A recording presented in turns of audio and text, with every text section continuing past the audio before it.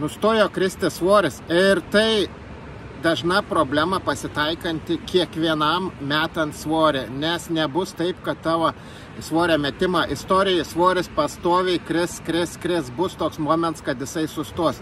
Ką daryti, jeigu mūsų svoris sustoja?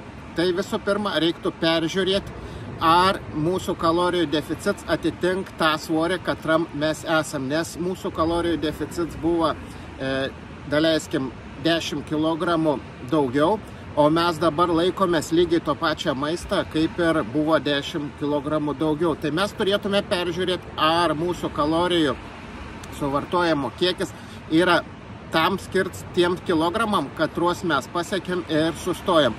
Antras dalykas būtų, gal mūsų organizmas adaptavos prie viso to ir reikėtų jam cheat dieną padaryti. Tai duoti vieną dieną suvalgyti nesveiką maistą tiek, kiek tu pats nori ir duoti organizmui šoką. Arba atvirkščiai numušti kalorijas iki minimumą, moterims iki 1200, vyrams iki 1008, ne žemiau.